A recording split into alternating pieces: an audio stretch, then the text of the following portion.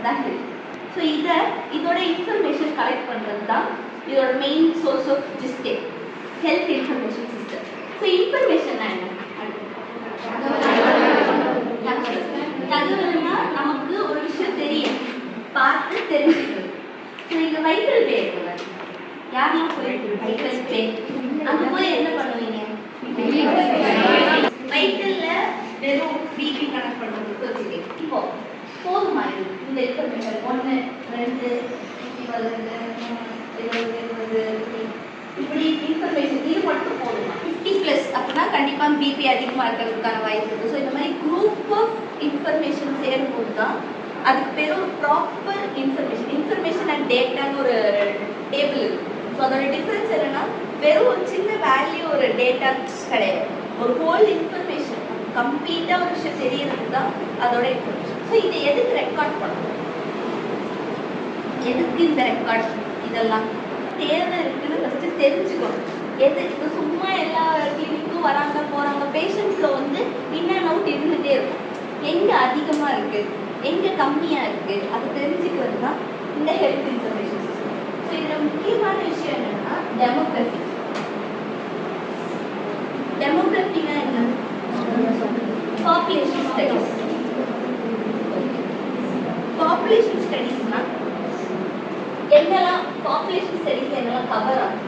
ஒரு பிளேஸ் இருக்கு, இப்போ திருநெல்வேலின்னு ஒரு இடம் இருக்குன்னா திருநெல்வேலியில எத்தனை ஆண்கள், எத்தனை பெண்கள், எத்தனை குழந்தைங்கள 37 நாள்ல எத்தனை பேர் இருக்காங்க, 30 நாள்ல எத்தனை பேர் இருக்காங்க, ஒரு வருஷத்துக்குள்ள எத்தனை பேர் இருக்காங்க, இப்படி கால்குலேட் பண்ணிட்டே இருக்கிறதுக்கு தான் பாப்புலேஷன் ஸ்டடி. இப்போ ஒரு இடத்துல, இப்போ திருநெல்வேலி எக்ஸாம்பிளா வச்சுக்கலாம். இப்போ மேரேஜ் ஏஜ்ல இருக்கிற ஆண்கள் பெண்கள் இந்த இடத்துல அதிகமா இருக்காங்க. அப்போ எதுக்கு இது? இப்போ இந்த டெமோகிராஃபின்றது வெறும் கணக்கெடுப்பு தான். டெமோகிராஃபிக்கும் ஹெல்த்துக்கும் எந்த சம்மந்தமும் இல்லைன்ற மாதிரி யோசிச்சுக்கணும். டெமோகிராஃபி வெறும் தனி வார்த்தையா பார்த்தா எத்தனை பேர் எந்தெந்த இடத்துல பாப்புலேஷன் எப்படி டிஸ்ட்ரிபியூட் ஆயிருக்கு, எந்த இடத்துல வயசானவங்க அதிகமாக இருக்காங்க, எந்த இடத்துல கம்மி குழந்தைங்க அதிகமாக இருக்காங்கன்னு கேல்குலேட் பண்ணுறது தான் டெமோகிராஃபி.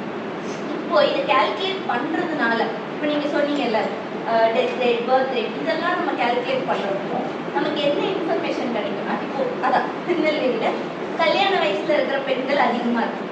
அப்போ என்ன நடக்கும்? கல்யாணம் பண்ணுவாங்க. அதுக்கடுத்தது அந்த இடத்துல என்ன தேவை இருக்கும்? மெட்டர்னல் ஹெல்த் கேர் தேவைப்படும். ஓகேவா? குழந்தைங்க கல்யாணம் பண்ணுறாங்க, கல்யாணம் பண்ணதுக்கப்புறம் அவங்களுக்கு அந்த ஒரு 10 months 9 months அந்த பக்கா கேர் கொடுக்க வேண்டியது இருக்கு. மெட்டர்னல் கேர் அடுத்தது சைல்ட் பர்த்ல என்னெல்லாம் கேர் கொடுப்பாங்க?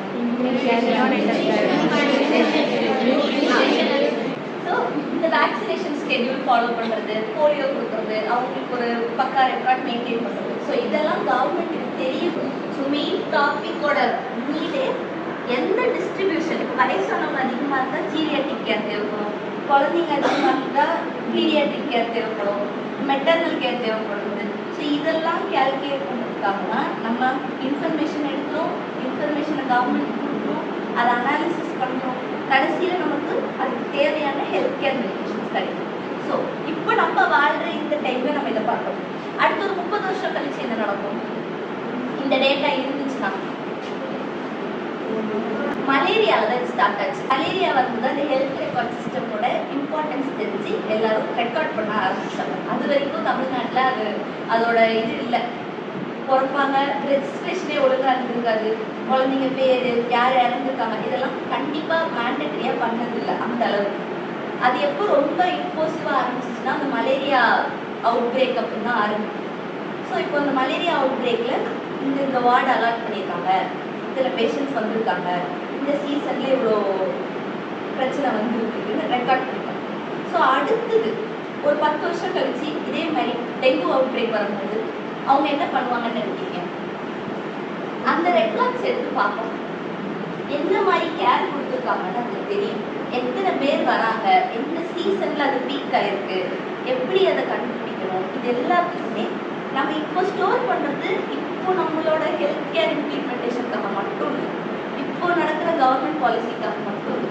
இது ஒரு 30-40 வருஷம் கழிச்சு நம்ம பார்க்குறதுக்கு எப்படி இந்தியா அதுலேருந்து முன்னேறி வந்துட்டு பார்க்குறதுக்கு எல்லாத்துக்குமே யூஸ். எக்ஸாம்பிளுக்கு ஒரு கிராஃப் சொல்லுங்கள். இது நான் ஒர்க் பண்ண ஒரு கிராஃப். ஓகேவா? இது வந்து 1950s 2025 வரைக்கும். இந்த சைடு 1956 வரைக்கும். யூஎஸோட சைல்டு ஹெல்த் கேர் ஓகேவா, அது ஒரு மாதிரி இது இன்ஃபேண்ட் மார்டாலிட்டி ரேட், குழந்தைங்க இறந்ததுக்கான கணக்கு. அது ஒரு பீக்கில் இருந்துச்சு, வேர்ல்டு வார் டைமில் பீக்கில் இருந்துச்சு. பீக்கில் இருந்துட்டு 1980s கீழே வந்து ஒரு ஸ்ட்ரெயிட் லைனாக இப்போ வரைக்கும். அதாவது ரொம்ப நார்மல் மீடியம் லைனுக்கு கம்மியாக ஒரே லைனில் 1980 2025 வரைக்கும். இந்தியாவில் இப்படி லைன் டிக்ரீஸ் ஆகிடும். ஸோ இதை பார்க்கும்போது என்ன டிஃப்ரென்ஸ் பார்த்தோன்னே சொல்கிறதுக்கு ஏதாச்சும் இந்த கிராஃபை மட்டும் வச்சு படிப்படியாக குறையுது இந்தியாவில்.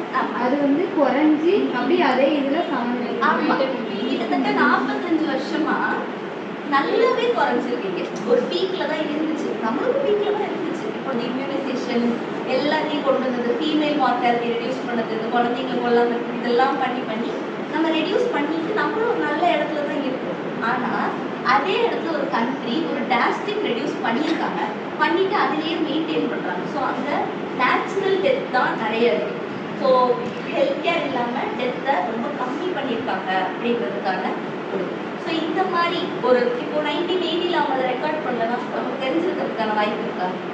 கண்டிப்பாக இல்லை. ஸோ அதனால நம்ம எதையுமே இப்போ சேகரித்து வச்சோம்னா பின்னாடி ஏதோ ஒரு பாயிண்ட், ஏதோ ஒரு சின்ன விஷயத்துக்காக அது யூஸ் ஆகும். ஸோ இதுக்கெல்லாம் தான் நம்ம அந்த ஹெல்த் இன்ஃபர்மேஷன் சிஸ்டம் யூஸ் பண்ணுவோம். மேண்டட்ரி இது பண்ணணும் அப்படின்னு சொல்லிட்டு ஒவ்வொருத்தவங்களையும் நம்ம அனுப்புகிறோம், அவங்கள போய் தேடி வீடு தேடி போய் சொல்கிற அளவுக்கு இருக்கிறது பாலிசி மேக்கிங். இது எல்லாமே கவர்மெண்ட்டோட புஷ் தான்.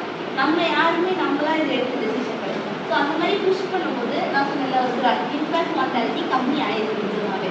ஸோ இதெல்லாமே அந்த காமன் பீப்புளுக்கு சொல்லும்போது அவங்களுக்கு அந்த அளவுக்கு அது புரியுமான்றது வந்து ஐடியா கிடையாது.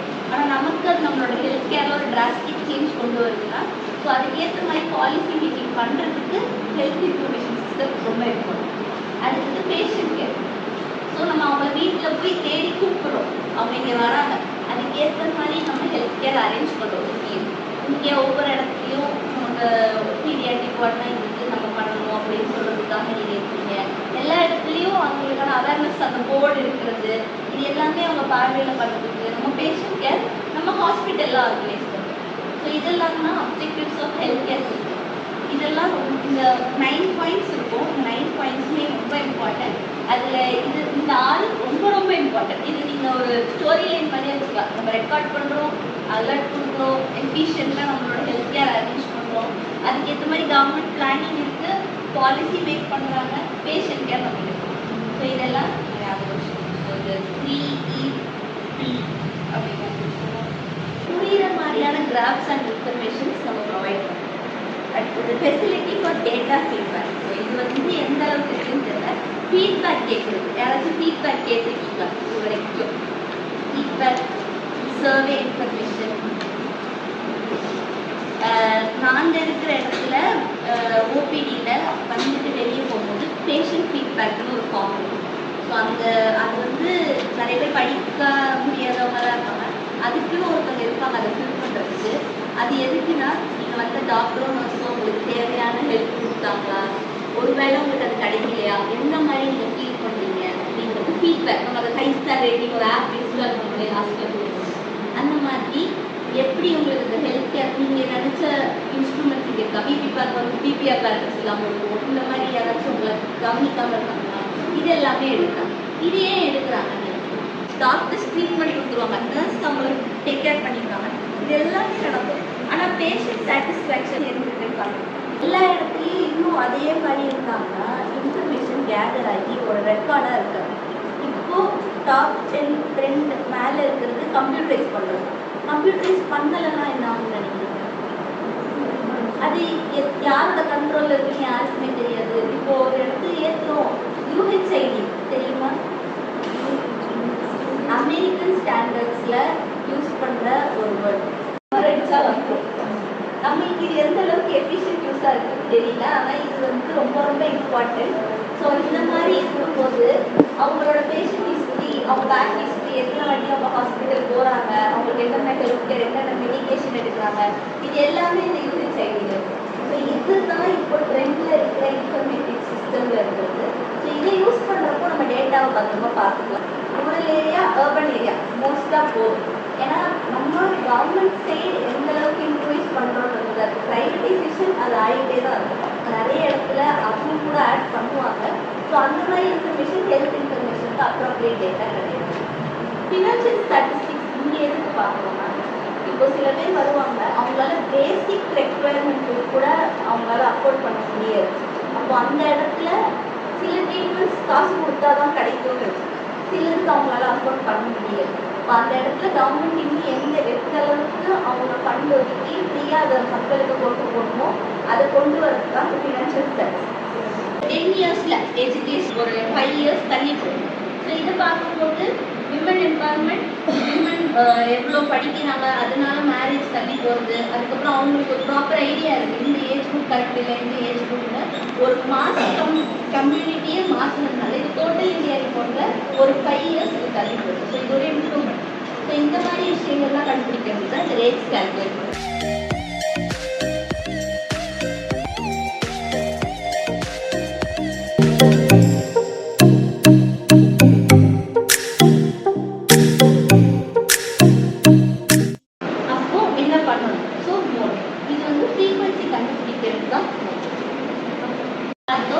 எதுக்கு இன்ஃபர்மேஷன் முக்கியம் பார்த்தோம்.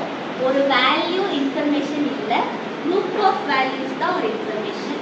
அடுத்தது பேசிக்காக ஹெல்த் இன்ஃபர்மேஷன் சிஸ்டமோட டெஃபினிஷன் அந்த 2 லைன் பார்க்கும்போது கலெக்ஷன், அனாலிசிஸ், ப்ராசஸிங், இன்டர்பிரிட்டேஷன் தான் ஹெல்த் இன்ஃபர்மேஷன் சிஸ்டம். ஸோ கலெக்ஷனுக்கு நம்ம சொன்ன மாதிரி census, sample registration system, hospital records, OPD records இது எல்லாமே நம்ம கலெக்ட் பண்ணுறோம். அடுத்தது கலெக்ட் பண்ண அடுத்த ஸ்டெப் டேட்ஸ். டேட்ஸ்னால் என்ன, எத்தனை பேர் இறந்துருக்காங்க, எத்தனை பேர் பிறந்திருக்காங்க, fertility rate, morbidity rate, attack rate எல்லாமே நம்ம கால்குலேட் பண்ணுறோம். ஸோ அந்த ரேட் எடுக்கிறோம், அந்த பர்சன்டேஜ் வச்சு ஒரு கிராஃப் கிரியேட் பண்ணுறோம். இப்போ ஒரே இயரில் மந்த்ஸ் வைஸ், வீக் வைஸ், இல்லைனா இயர் வைஸ் நான் சொன்ன மாதிரி 1980 2020 இல்லை Jan to Feb இந்த இயருக்கானது, இந்த மாதிரி நம்ம ஒரு கிராஃப் கிரியேட் பண்ணுறோம். அந்த கிராஃபில் மேலே கீழே வரும்போது அதுக்கான நம்மளோட இம்ப்ளிமெண்டேஷன் பார்ப்போம். ஸோ அனாலிசிஸ் பார்ட்டில் நம்ம அதை போய் சப்மிட் பண்ணுறோம். கவர்மெண்ட் அதுக்கான எந்த care, medication, nurses, man power இதெல்லாம் கொடுக்குறது தான் பேசிக்காக. இதுதான் ஹெல்த் இன்ஃபர்மேஷன் சிஸ்டம். நீங்கள் அந்த டோட்டல் டாபிக் பார்த்தீங்கன்னா இந்த 4 சுற்றி தான் மொத்தமாக அந்த டாப்பிக்கே இன்வால்வ் ஆகும். ஸோ அதனால collection, analysis, collection, interpretation information system. So நம்மளோட டேட்டா ரெக்கார்ட்ஸ் எப்பவுமே ரொம்ப ரொம்ப இம்பார்ட்டன்ட். அதை எவ்வளோ சேஃபாக வச்சுக்கிறோமோ அதுக்கேற்ற மாதிரியான நான் சொன்னல அந்த யூகேல ஒரு ஸ்ட்ரெயிட் லைன் ஹெல்த் கேர்